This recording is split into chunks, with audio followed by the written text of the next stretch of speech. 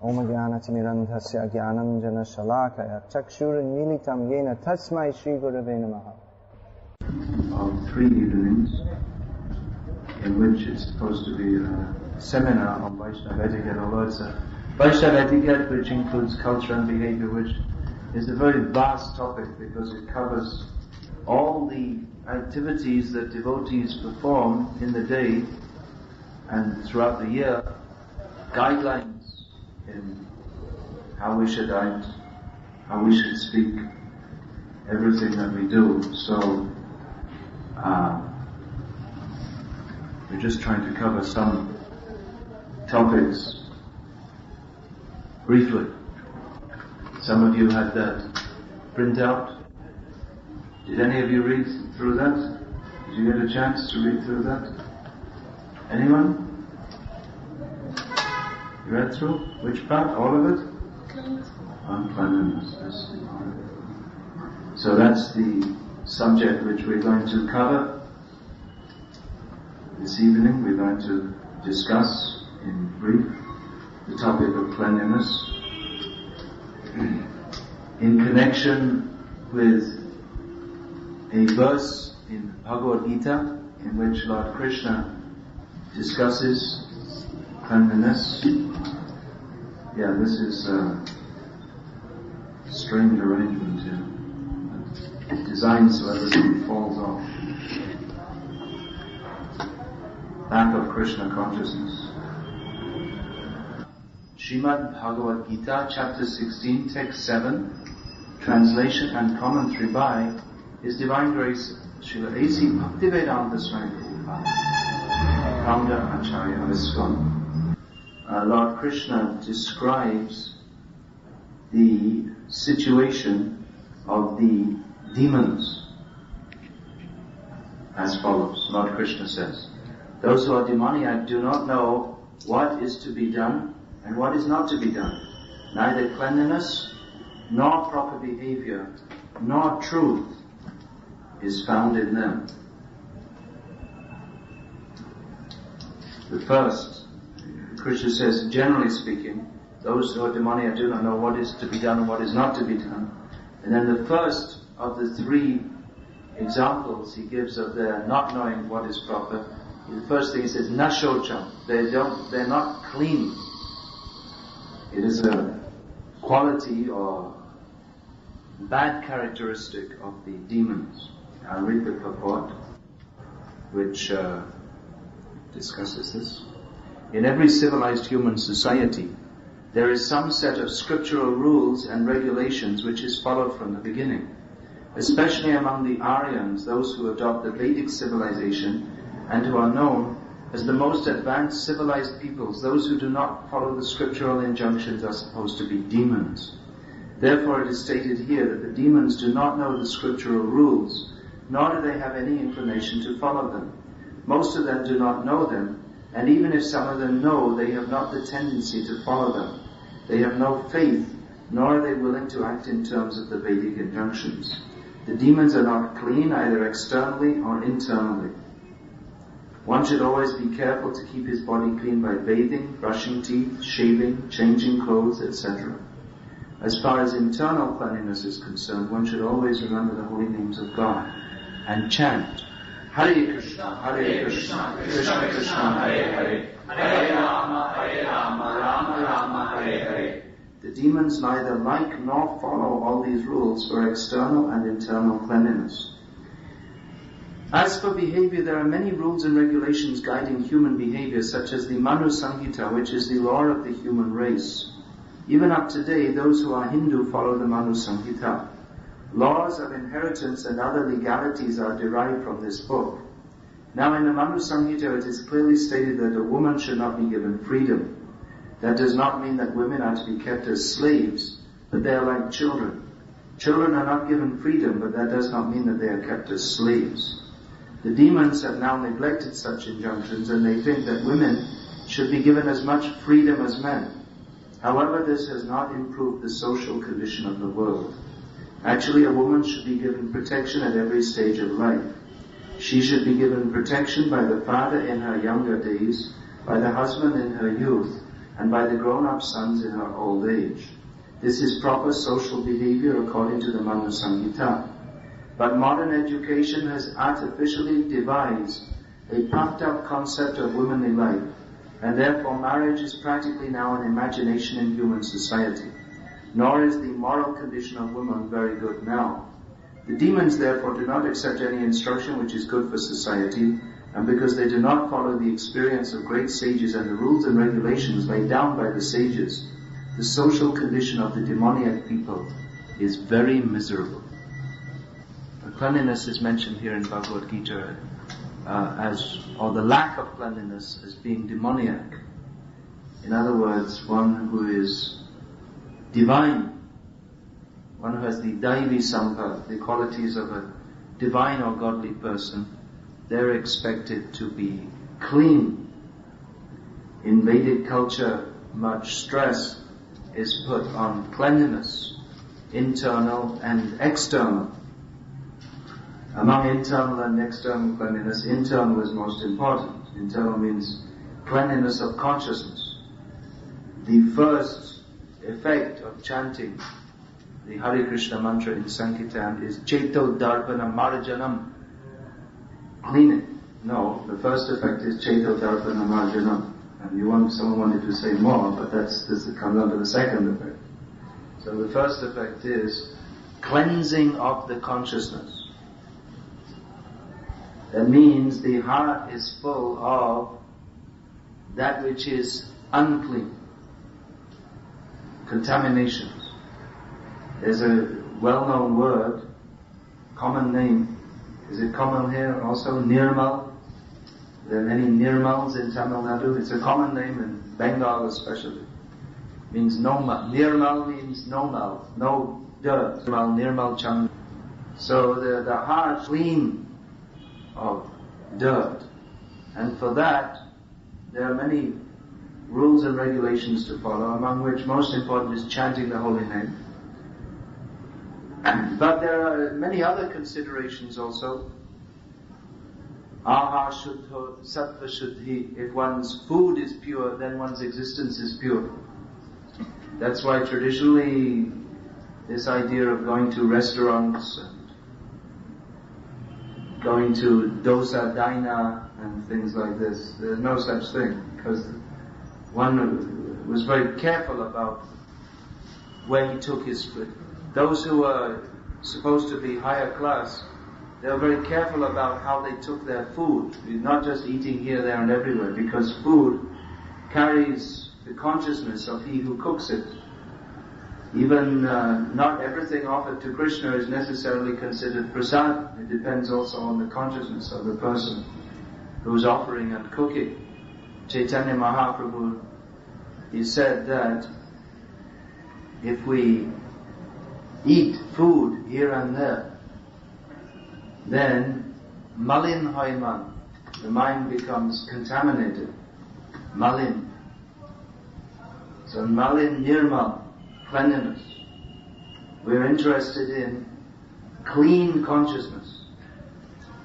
So for that, external cleanliness is also essential. Now with all these points, when we're discussing spiritual activities for spiritual advancement, we'll find that all the activities that we take up, such as this evening we're discussing cleanliness, that will help us to make advancement. And also, cleanliness, for instance, is an example of one whose consciousness is also clean. It works both ways. If we follow external cleanliness, then it helps to keep our consciousness pure and clean. And if our consciousness is pure and clean, then automatically we will be pure, keep our surroundings and everything else pure and clean. So cause and effect, they intermingle. It's just like if we hear nicely, then that helps us to chant nicely. And if we chant nicely, that helps us to hear nicely. So that it all interacts. So cleanliness, external cleanliness, as Prabhupada mentions here, keep the body clean, by bathing, brushing teeth, shaving, changing clothes, etc. So our body, then our environment, that means where we're staying, the place we're living in, and that should also be kept clean. Everything should be kept very clean. That is the symptom of a person who is in Sattva Gun. To come to the pure platform of Shuddha Sattva, we have to cultivate the mode of goodness. A devotee is beyond the modes of nature, but the mode of goodness is conducive to self-realization. Therefore, a devotee cultivates activities of the mode of goodness, of which a primary one is keeping clean. A Brahmin, here the word is said, na shocha, no cleanliness. So Brahman is known as Shuchi. Shuchi means clean and pure. So the two concepts are interlinked. Cleanliness and purity. When we say Cheto Darpana Marjanam, that cleanliness, what does it actually mean? It doesn't refer to physical cleanliness, but it refers to purity of consciousness. Because the two concepts are intimately related. You have your hand on your mouth. Now there's a good example how purity and cleanliness are related, but one may be physically clean but mentally dirty. That's also possible. Just like I remember that when I was a child, occasionally I used to visit my uncle's house, and his wife, my aunt, she used to keep the house very clean, everything very clean and nice, which is good. But of course, normal Western people, they didn't have any concept of Krishna consciousness, so everything was kept very clean, but eating meat and everything else. There's no concept of that being wrong in their culture. Now in India also there's no such idea that eating meat is wrong or any such thing. That's gone. So cleanliness and purity are not necessarily synonymous. Although they are interlinked, if one does not bathe regularly, he cannot be pure. On the other hand, if one does bathe regularly, but his consciousness he's not cultivating pure Krishna consciousness, then he may be physically clean, but mentally contaminated. Just like we have the story of Amogha in Chaitanya Charitamrita, who was Brahmin by caste, and was therefore probably very clean, because the Brahmins used to follow their duties and they kept physically very clean, bathing 3 times a day and so many things. But his consciousness was contaminated because he was always criticizing Chaitanya Mahaprabhu. So, physical cleanliness is required to be pure, generally. Although we find in the case of some great devotees, like Vangshidas Babaji, he was completely pure in his consciousness, although he never took bath. He never passed stool either. So, if you want to not take bath on making the plea of following in the footsteps of Vangshidas Babaji, first you have to stop passing stool. And not just out of constipation, but just out of transcendental aprakrita, alokik, this transcendental advancement. Now, just like yesterday, I was pointing out this common habit in the modern age that people have of they always like to put their hand on their mouth, which is very unclean. So I was saying to one devotee, I was pointing out to him, you see, now your hand is dirty. And he was, not dirty, you couldn't see any dirt.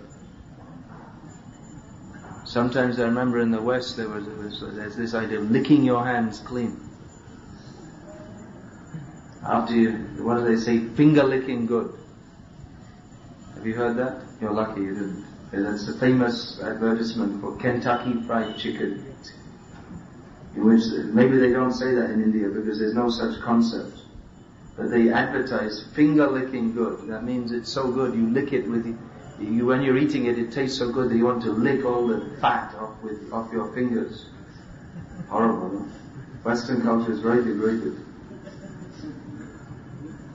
Now you may be wondering why I'm pushing this Indian culture, but when you see how degraded the Western culture is, you want to try and make something better. So it may appear to be clean. The cat, one name in Sanskrit for cat is marjara, which gives the idea that he's always doing marjan. Why? Because there's always licking. The cat is always licking the body clean. Apparently clean, but the cat is a contaminated creature. According to Vedic understanding, dogs and cats are unclean. You don't keep them inside the house as they do in the modern age. Man's best friend. Take wherever you go, you take the dog in your car and everything. But they're unclean because they lick, there are various reasons. One reason because they eat meat. Another reason because they always lick their body. So that is very unclean. So that, I was saying that yesterday, Prabhupada said the mouth is more contaminated than the anus.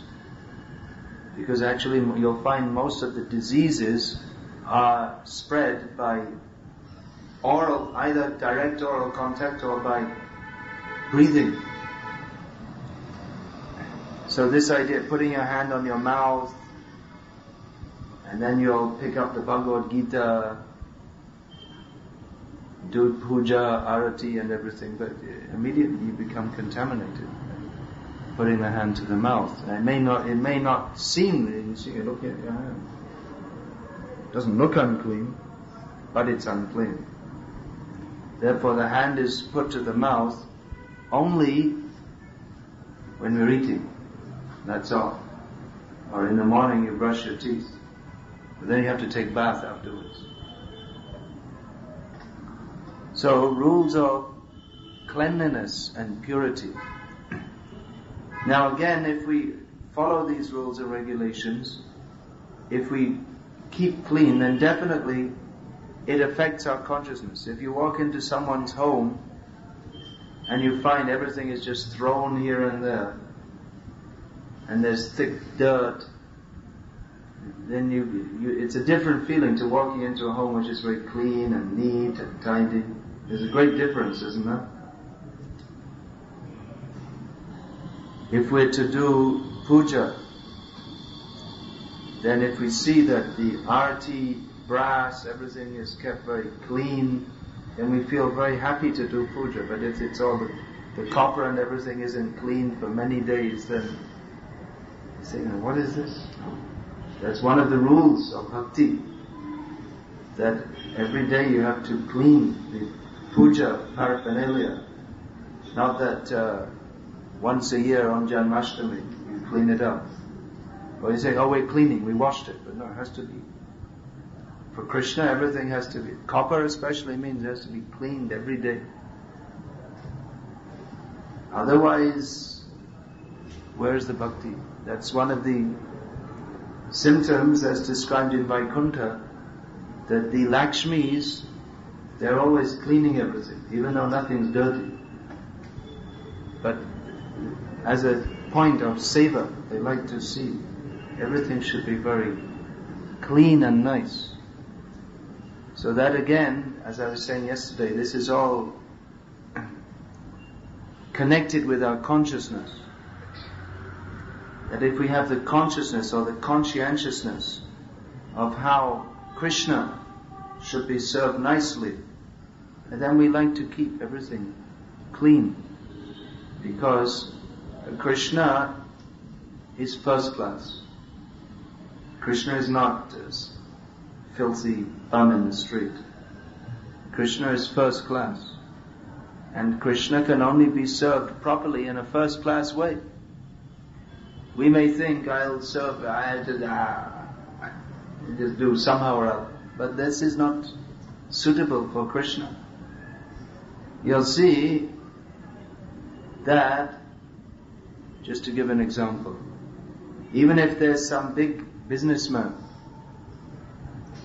then he will have as his personal assistants, he won't just pick up any bum, but he'll see that they're very well qualified, and the people who are serving him, they'll get paid well also. But they have to be very conscientious, they have to do their job well, they have to do everything properly. So even a big businessman of this material world, if someone's going to be in his personal staff, personally dealing with him, and seeing to his, arranging his travel schedule and his meals and so many things, then they have to be very much conscientious, and they have to do things properly, because he's an important person. And he can, one thing is he's paying good money, so he expects a good job. Another thing is that he can't afford, nor is it proper for such a big person, that his personal assistants just don't do their job properly, because that causes inconvenience to him. So in the same way, if we're to serve Krishna properly, then we have to do everything in a very proper way. That means that we cannot be lazy. Now in the modern age, everyone has become lazy, because everything is done by machines, and if it's not done by a machine, then we don't want to do it. We feel we don't want to do it. But previously everyone was busy. There are many activities to perform. Everyone would be up early in the morning, and the rule was that the women had to clean the whole house. Everything should be cleaned before sunrise. Otherwise it's inauspicious. Do you know that? Does anyone know such a thing? The house and the courtyard, you're supposed to clean outside, and then only when you brush the whole courtyard, then you brush, wash, and then you put rangoli. Everything before sunrise, after cleaning the whole house inside. So they may not want to do in the modern age, but then neither the consciousness is clean nor anything else is clean. And they also become fat, and they have to go to the slimming club because they're not doing any work. So these are basic. The cleanliness that is a basic symptom of human civilization. We see this is to a large extent lost in modern India, where it's actually shocking. You see, there's so much garbage is thrown everywhere. And even if we go in some apartment building, people may clean inside their house, but just outside on the steps it'll be absolutely filthy. But everyone's thinking, we're living in an apartment building, and so it'll be filthy, and they don't care. If we go to the student hostels, if you want to see real filth, you can go to the student hostels. These are the people being trained up to be the leaders of society. They're supposed to be the most intelligent. Filthy. So dirty. Now, in Hindu culture there's some kind of stigma.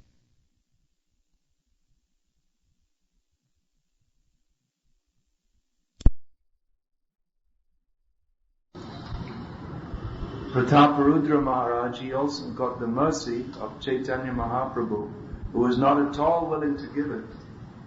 But when he saw that Prataparudra Maharaj is prepared to clean for Krishna, then he gave his mercy to him.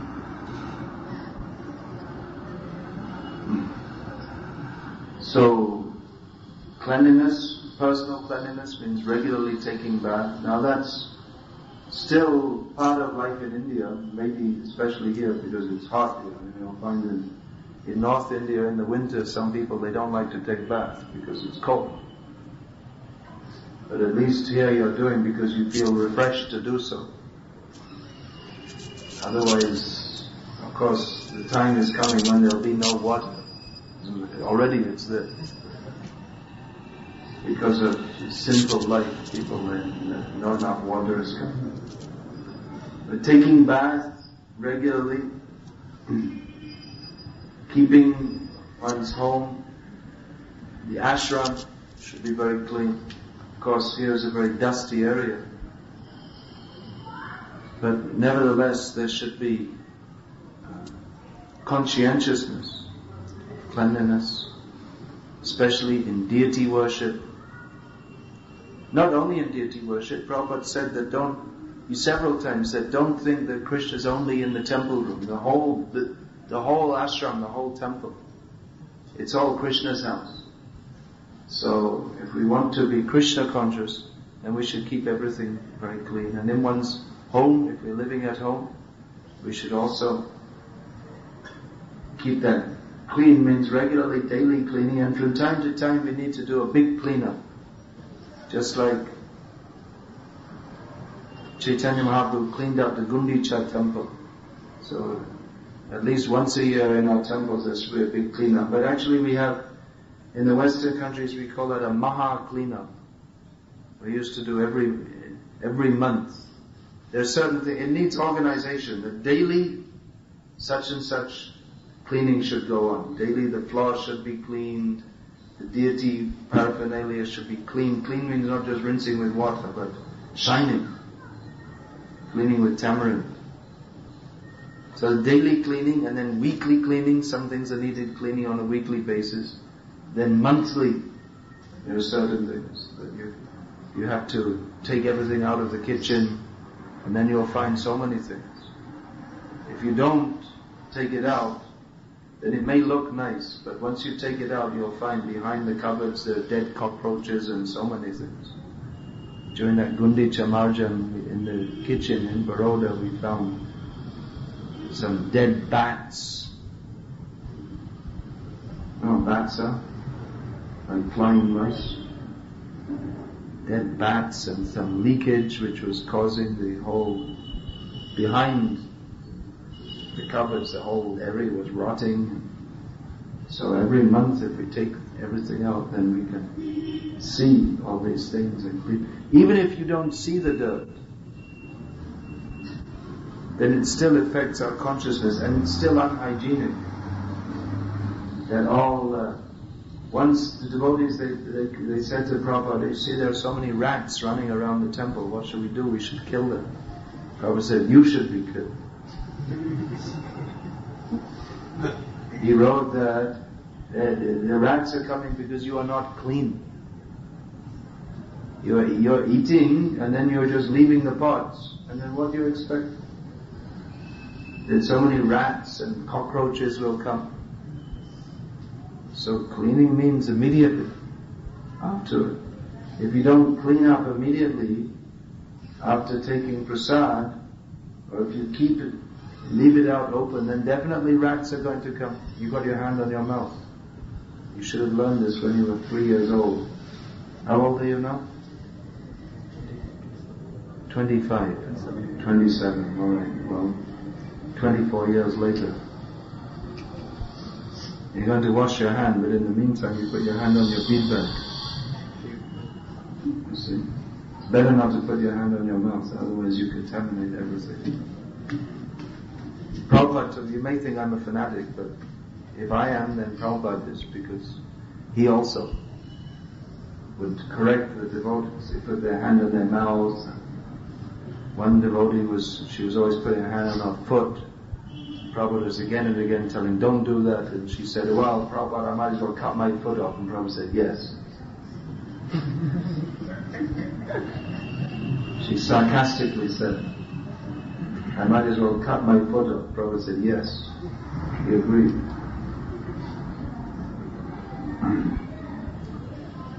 So it all requires some organizing. first of all, consciousness that this is required, that we should serve Krishna very nicely.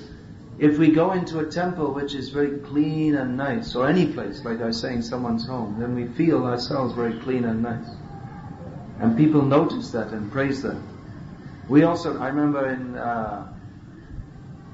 in Haridwar or Rishikesh, I can't remember, someplace I went, and I came out of the bazaar, which is normal, filthy Indian bazaar with garbage thrown everywhere. And I came inside, I came to some temple, Krishna temple.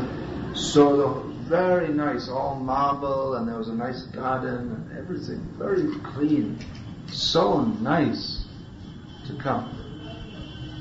And then sometimes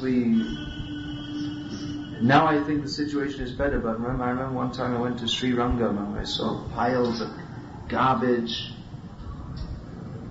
It's just, I think it's horrible. Why are they having such piles of garbage? It's supposed to be the Lord's town. So in our temples also, sometimes people praise if the temple is kept very clean. Oh, very clean, they say, very nice. But our temples, if we go to temples that are very dirty, and it means this, actually means lack of Krishna consciousness, because if we're Krishna conscious, we should be keeping everything clean and nice for the Lord. These are very basic things. Say that we could be talking about Gopi Leelas or such things, but there's no question of Gopi Leela. First you have to clean. That comes first. Even Prabhupada said cleaning comes before japa. He was saying in Mayapur, he said everything should be, when to chant japa, Prabhupada said first cleaning, later japping. He said it is just an excuse, he said. Everything should be cleaned early in the morning. So these, nowadays we find people, they like to talk so many high things, but they don't even know the first things, like don't put your hand in your mouth, and they're talking Gopi Leela, chewing their fingers, and putting their hand in their mouth, and then putting their hands on their beads. So we should be somewhat practical and realistic. First things first. All these things these things shouldn't have to be taught to adults. It should be learned in childhood. And it shouldn't have to be taught by gurus. You see, the children, they're sent to the Gurukul at the age of 5 or 7 like this. Already at home they're supposed to have some training. But unfortunately, because we live in the modern demoniac age, pravriting cha nivriting cha janana vidurasura, because we are born, we may be very proud, I'm from an Aya family or Iyengar family or whatever, but there's no training. Ayas and Iyengars, what's the difference between them and the people who are carrying out the dead bodies? It's just the same, low class. There may be some little slight culture, maybe. But basic things even they don't know. They're drinking coffee and so many things. Unclean. Once cleanliness is gone, then there's no claim to be a Brahmin. Brahmin means very clean. Prabhupada many times when he gave Brahmin initiation, he would tell, now you should know, Brahmin means very clean. They should keep very clean. So all these rules and regulations, I've given in my book, which you have some printout, and eventually I hope to print it. I have to print it. I have to finish the book. If you stop calling me, if everyone stops calling me to come, you're very kindly calling me to come to different places, but if I can hide away somewhere, I'll finish this book, and it will be valuable, because there are many things people don't know. They think it's just normal to bite their teeth and so many things. Stand with their back to the deity, and this book will cover so many things. Kirtan standards, not that we just make up some chant, or even many of the things which we chant regularly in ISKCON, they're neither in Shastra nor are given by any of our acharyas, and Prabhupada even specifically said he didn't like them. and still we chant. Because you don't know. I'm collecting all these things from many different sources, and particularly what Prabhupada has said. Because many of the things Prabhupada wrote so many things in his books, but there are many things he said also, more. In philosophy, it's all in Prabhupada's books, but in terms of personal behavior, Prabhupada gave many instructions which are not actually in his books. By which he there are so many things, just to give one example, he would chastise if anyone would call him disciple would call him from behind. He would say, you don't do that, that's not proper. You don't call your guru from behind. So there are so many points, and just like I say, you're supposed to learn this in childhood. But because we're brought up in the modern demoniac age, we don't know. And people learn their behavior now from the TV. They learn what to do. In this purport, it's very interesting. Prabhupada is talking against this women's liberation. He says, modern education has artificially devised a pumped up concept of womanly life. There's nothing about women's liberation in the verse itself, but Prabhupada has given it as an example of demoniac way of thinking. So this is one thing which is very much being promoted in modern India, especially through the TV and in the education system. Women's liberation. Because the demons want that human society will not follow any scriptural rules. And as Arjuna says in the beginning of Bhagavad Gita, that if women are not protected, then the whole society will break down. And they want that. I don't know why. Maybe it's better for their business or whatever. If people are interested in Krishna consciousness, then they won't buy Pepsis. So Pepsi and every other of these nonsense businesses, they want the so-called women's liberation, and women, they can work also. Let them also work for the businessmen, and they'll make more money. And never mind, the family is all spoiled. What do they care? They don't even want families, because if there's no family life, then you can just enjoy every woman. They're all free. They're all prostitutes. That's stated in Shastra that in Kali Yuga the prostitutes won't have any job because every woman will be. It means free. They'll go with one man today, another one tomorrow. This is the outcome of women's liberation. So Prabhupada is pointing out this is demoniac. So we're brought up in the demoniac age. We have so many demoniac wrong ideas, and we think, as the demons do, that the Vedic injunctions, they're all for fools. But actually the Vedic injunctions, they're meant for elevation to Krishna consciousness. They're meant for elevation of consciousness, which culminates in Krishna consciousness. Therefore, in all sections of Vedic society, there are basic rules, like rising early in the morning.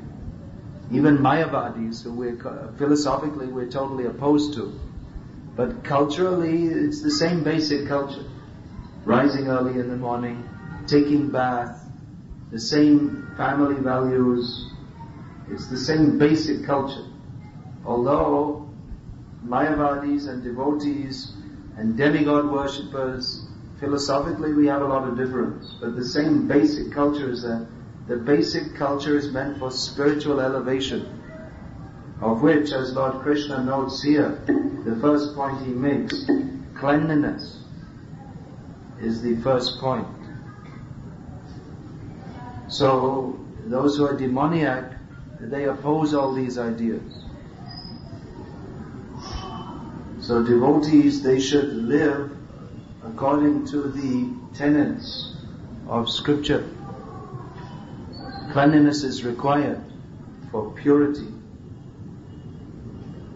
For purity means, the first stage of purity is that this to be established in Sattva Guna, from which we can come to the platform of Shuddha Sattva.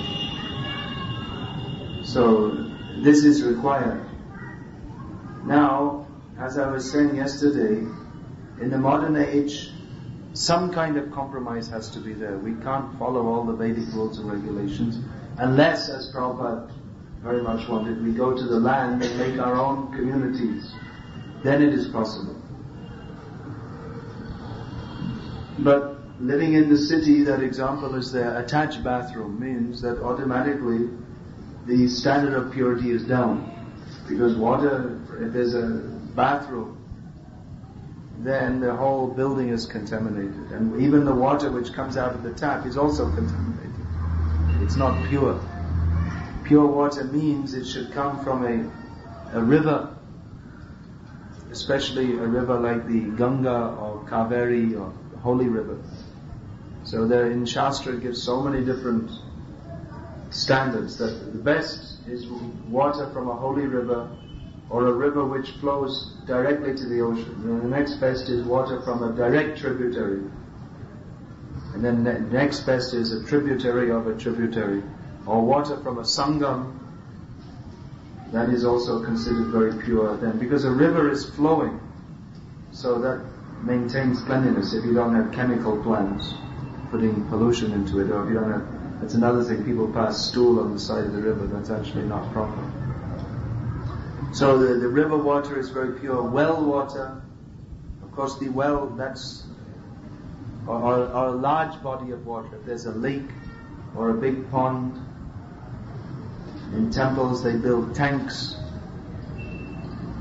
So even though many people bathe in that, it's still considered pure because it's a large body of water. The ocean, that water, that's also, the ocean is called Mahatirtha because all the rivers flow into the ocean.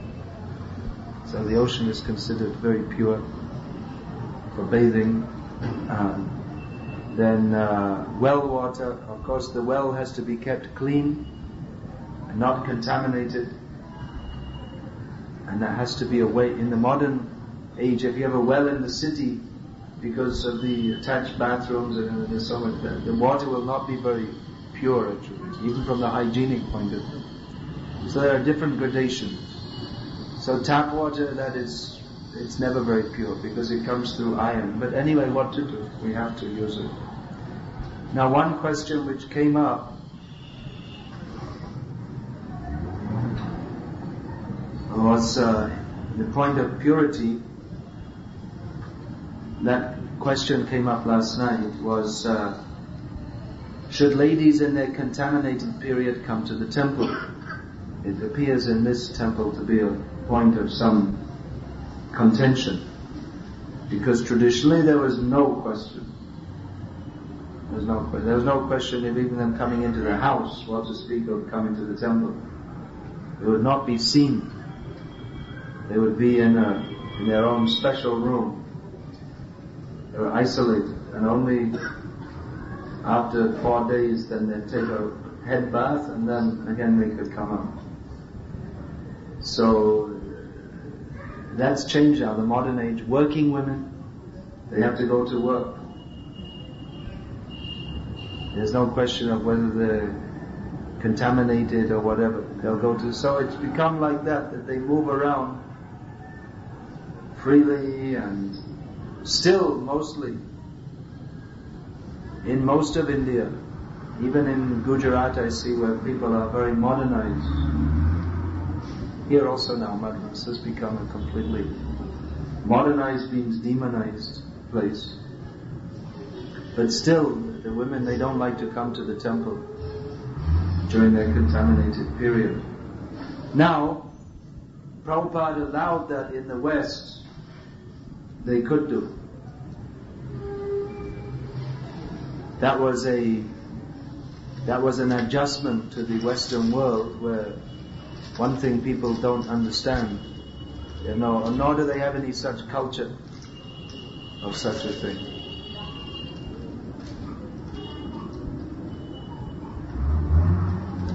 My outlook is that this is a cultural norm which is followed. Actually, there are reasons for that. It's not just the Vedic directions; they're not just arbitrary, but it's a fact that during that period, those whatever it may be, 4 days or whatever, that it's according to Ayurveda, that said the woman shouldn't cook because everything she touches will become contaminated. Not just from an imaginary point of view, but actually through the pores of her body, so many contaminations are coming.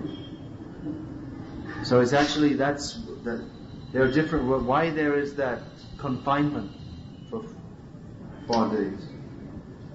Because it's a very unclean period. So everything she touches becomes contaminated. So that's why they're not supposed to come out at all. And it has other reasons also. In one sense it gives them a break also, because otherwise they're working very hard. That's a break and a time for quietness and introspection and all these things.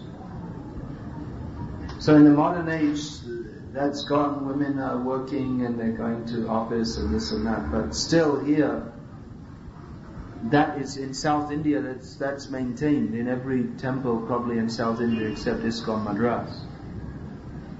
I don't know if it's maintained here or not, but the question is coming up, so it indicates that it's not being maintained. But I would say that if that there is a rule in Shastra.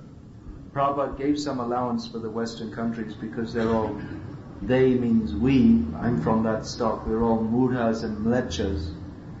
But you don't have to imitate the mlechas. You should better keep up the high standard as much as you can.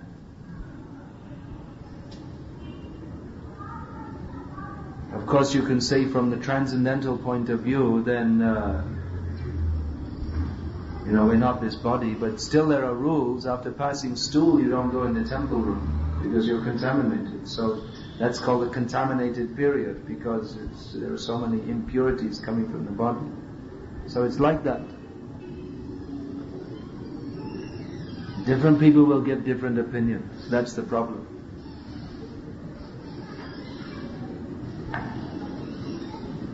Understanding Prabhupada's instructions.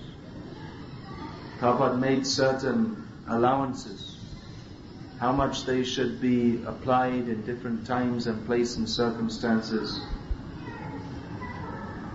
Certainly Prabhupada made many allowances for the Western countries, but again, you're supposed to be more, here in India, you're supposed to be more cultured and advanced.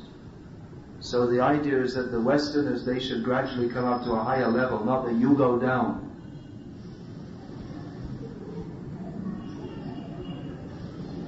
Overall, we should come to a higher level in every sphere.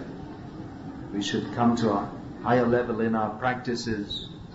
That is a symptom of bhakti, just like I'm saying, if everything is kept very clean and nice, that is also a symptom of bhakti. And if it's not, then it means that we're very lax and we don't care. That means that our bhakti is not very strong. So that comes to the next point, which we're supposed to be discussing tomorrow, training.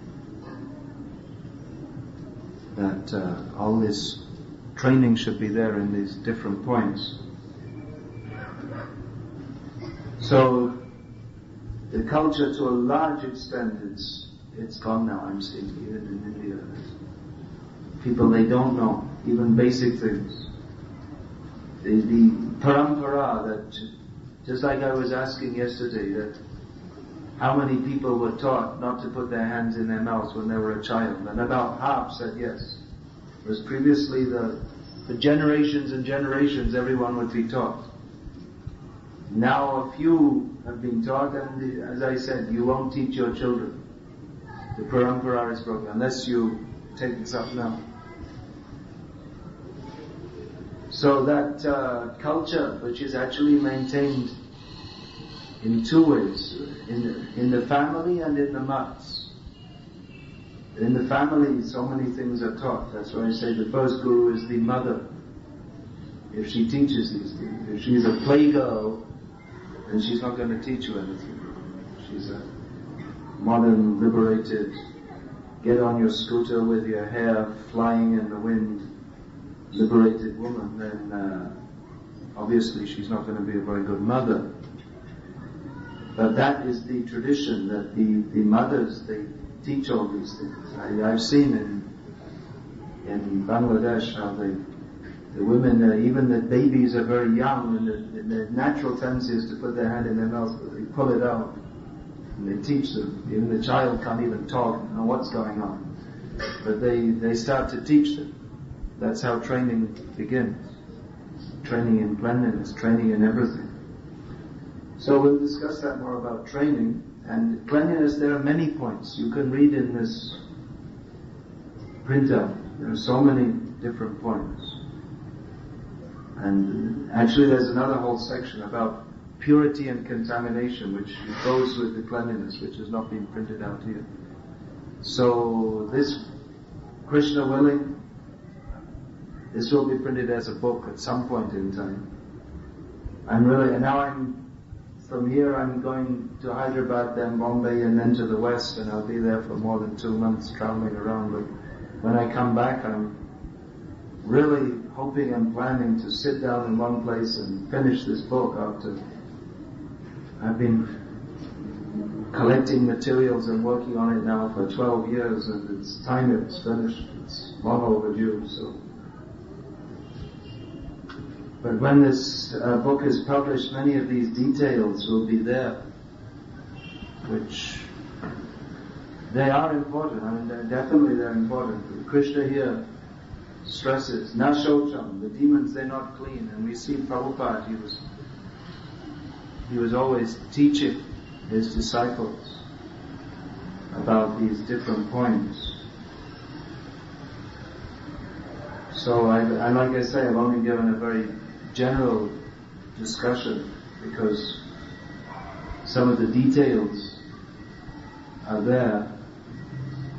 How we have to keep our body, clothes. You see this modern idea, you wear this pants and shirt and all this, but you have these pants, you can't keep it very nicely clean. This clothing is correct. Cotton cloth like this, and you can wash. Actually, the traditional system is every time you take bath, you change your cloth. There was space to dry the cloth, not that you're living in some pigeonhole, and there's no courtyard or anything, and your clothing is just the whole family, there's 1 or 2 lines. There's plenty of space. People are living in the village, and every home had a courtyard. Now no one has a courtyard. They all live in the squashed up. But courtyard means there's space. So you take bath, and every time you take bath, you wash your clothes like this, and you change. In this way you remain clean. But that is forgotten in modern life. Even the city is horrible. The first thing when you come out of Chennai Central Station, the first experience of Chennai is the stink of the drain, isn't it? Is your first welcome to Chennai, and then the sewer smell, big drain, big canal is there. This is modern life. All the big cities. You go in Bombay on the local train, there's one big creek. You can't hold your breath for that long to go across it because it's very big, and you're holding your breath, and you have to breathe in, and it's so disgusting. This is modern life. Everything filthy, dirty, and they call it advancement. So don't be fooled by this demoniac civilization. Everything's unclean. They want you to eat meat and drink tea, and you see they have the tea stall, or here it's coffee. And they put it in a bucket. They put the cup in a bucket with some water, and they put it in and take it out, and they serve someone else.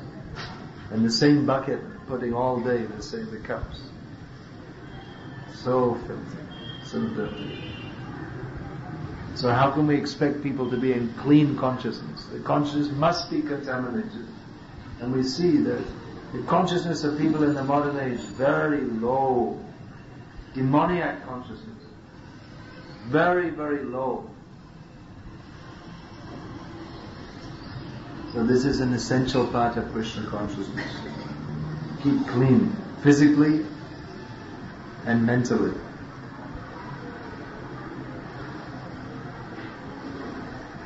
Hare Krishna. Are there any questions about this?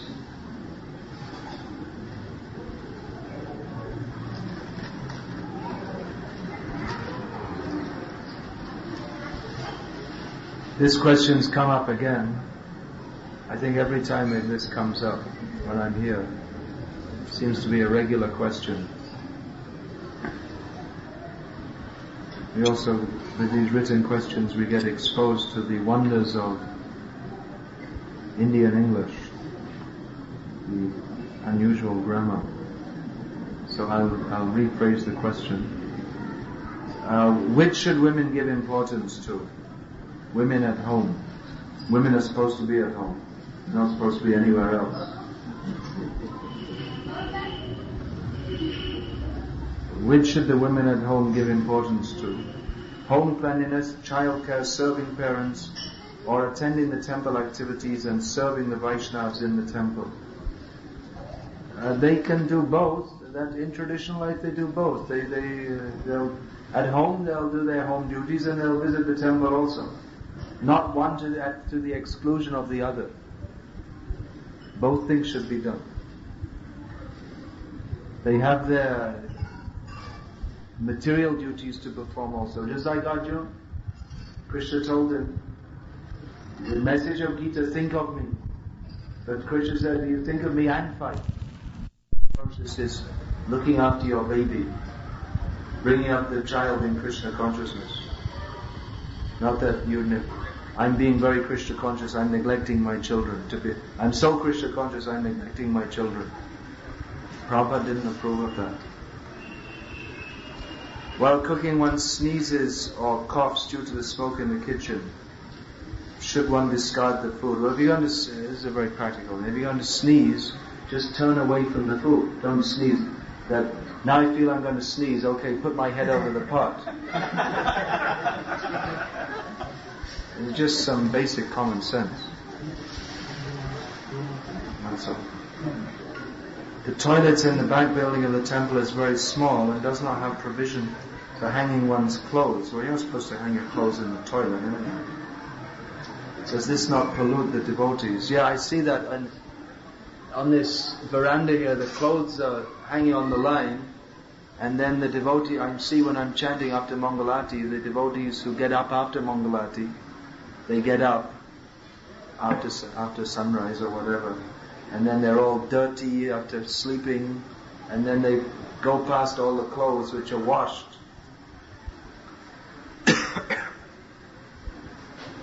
So this is an important point actually of cleanliness, that when we're unclean, we shouldn't touch that which is clean. Those who, you see the devotees, they're all taking bath in the same area. The one who's taken bath, those who have not yet taken bath, they should be careful not to touch them. Similarly, the clothing which is washed on the line, you should be careful that when you're in an unclean state not to touch them. It may be difficult here if the wind is blowing and this and that. At least some attempt should be there. Sometimes it's very difficult to do all these things properly, because just like if the space is very limited, there may not be enough space to keep the clothes separately. Then what to do? Then we have to discuss and how to. We have to discuss and try to make some arrangement, and if we can't, then what to do? Sometimes when I'm unclean, I chant the Purification Mantra. Is it okay? If we're unclean and we're not in a position to become cleaned, then there are some provisions in Shastra. You can know that one. You can touch your right ear. It's supposed to be, the right ear is supposed to be pure. That's why you wrap your Yagya Sutra around when you go to the bathroom, because it's supposed to be always pure and clean. So there's a provision. You can touch your right ear and you can say Om Pavitra Pavitra. You're supposed to be remembering Pundarikaksha. So if you are actually remembering him and not just mumbling a mantra, then You're supposed to be pure in any circumstance, but that doesn't... There is purification by mantra, but still physical cleanliness is required. That is there. Those mantras they are for emergencies. Just like, for instance, if you're on a plane and you have to pass stool in the plane, there's no facility for taking a bath. You may still have to chant your japa, but what to do? Then you say Hare Krishna. That in itself is purification mantra. But that doesn't mean in normal circumstances that you should pass stool and just say Om Pavitra Pavitra Va and okay, bas, I won't bother taking bath, I'm clean.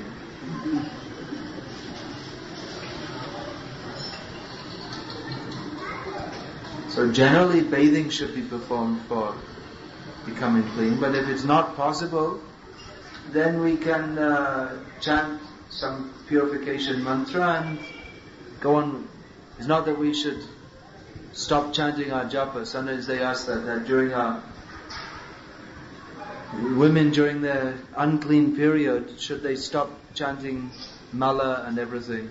You should go on. You have to chant.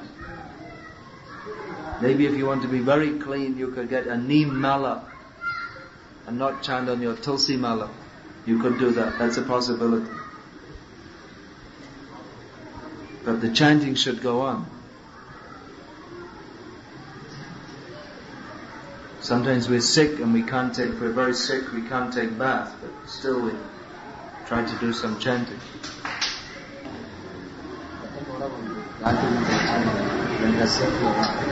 When we're sick and we're not able to take bath, should we chant the Gayatri Mantra? The same. You may do. In the West, what is this? In the West, people put spoons in their mouth, then hands, rather than hands in the name of cleanliness. Oh, yeah, that's another nonsense. You're eating with a spoon, you say, my hand is clean. But it's still contaminated. Because it's touched the spoon to your mouth.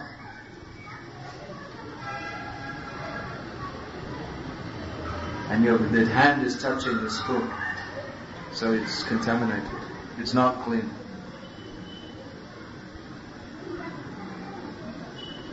Generally we don't need spoons for eating. Krishna gave us the hand.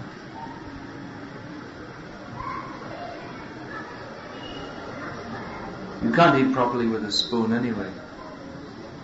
How can you mix rice and sambar with us? You can't properly mix it. You should eat with your hand.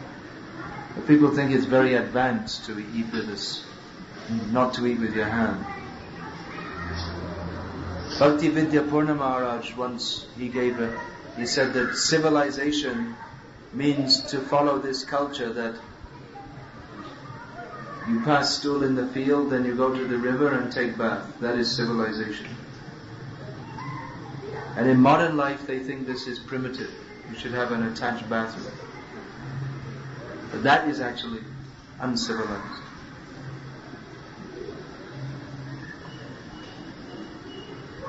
Prabhupada many times said that don't be victimized by this rascal civilization.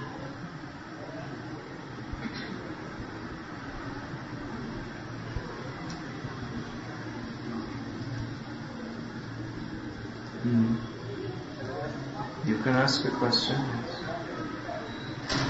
How can prasadam is considered transcendental? How is prasadam affecting sometimes from taking from advanced devotees, or why we are so careful to not take from our faith? How can karma affect prasadam who is transcendental? Or what is this? I don't know, your question isn't very clear. What is? Taking from others' faith is when we accept from the senior devotees, we think that it's a Mahaprasad, but still how it is going to get contaminated. No, this is not contaminated. I can understand. For example, why we are so careful that we don't allow that. Yeah. This prasadam is transcendental, Maharaj. But sometimes when we take prasadam from another devotee, we say we take his karma. From equal devotees, when we share prasadam, we say that we take his karma. How can prasadam can transfer karma? It is transcendental. How can prasad transfer karma? Prasad is transcendental. Who says that you transfer karma by taking that prasad? The consciousness, just like the consciousness of the cook is just like Chaitanya Mahaprabhu said, Vishoyer on the kaile malin hoiman. That if we eat the food given by or prepared by a materialistic person, then the mind becomes contaminated. But prasad, there's no karma as such. You don't get sinful, although the consciousness of the cook may be transferred. That may be there also. So we should see who's... Janananda Prabhu, he told me once that once he went to one temple where the devotees were fighting and... No, Prabhupada, when he went to some temple they were complaining, they see the devotees, they're fighting, why is that? Prabhupada asked, who is the cook?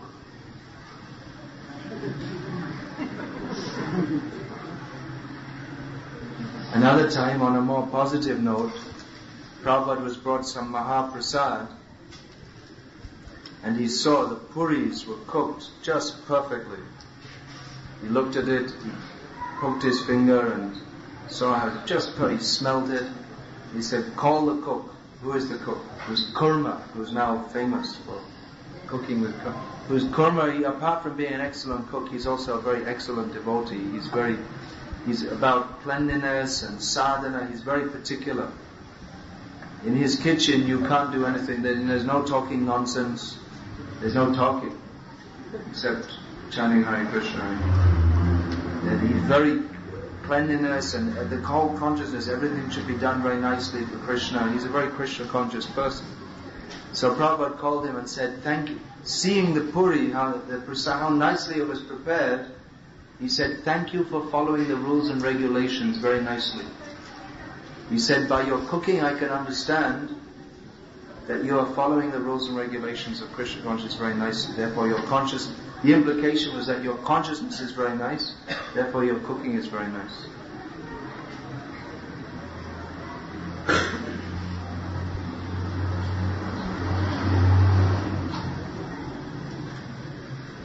So cooks, they should also chant and be Krishna conscious. If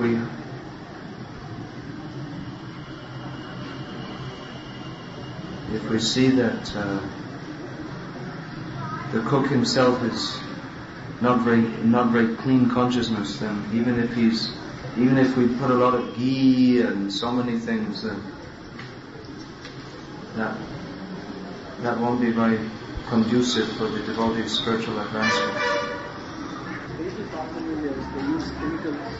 Sorry? The deity Paraphernalia, chemicals are used for cleaning. Sometimes chemicals are used for cleaning the deity paraphernalia, like brasso.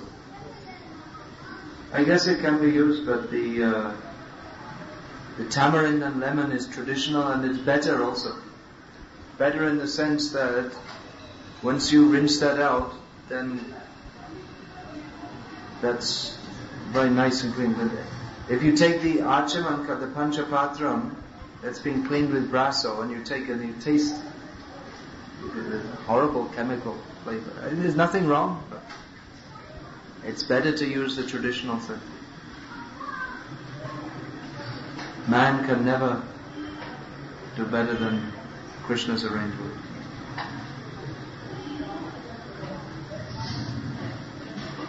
That's very messy also, that brasso. It's all become everything that you get all these black cloths and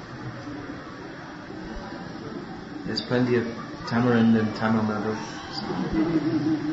Tamarind Nadu. I can use that.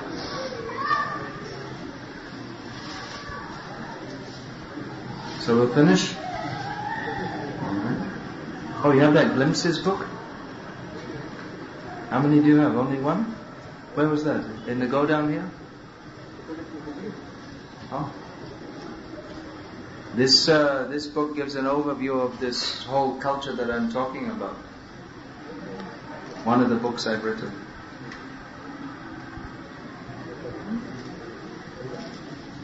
Which we're also selling now. Some of my books are here on sale. One more question.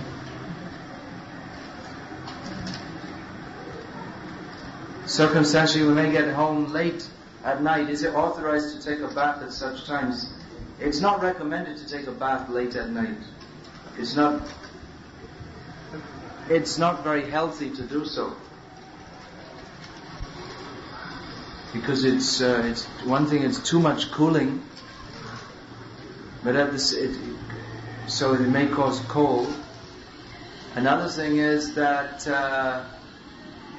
it's very refreshing, so it's not very conducive to taking rest at night. Although sometimes we used to take it when it's very hot. When it's very hot in the summer, sometimes you want to take a bath at night, and then only you can feel cool enough to take rest. Is it? Sometimes you feel like that? So that may be. But generally it's not recommended. Although, you have to see, you see there are rules and regulations in Shastra, just like this rule, don't bathe at night. That's given in Ayurveda mostly for health reasons. But it's not the same as don't eat meat. Don't eat meat, that is a rule which should be strictly followed. Don't take bath at night, that's a rule that should generally be followed, but it's not so important. It's not against the principles of Krishna consciousness to take a bath at night, but I recommend not to do it because it's generally not considered good for health.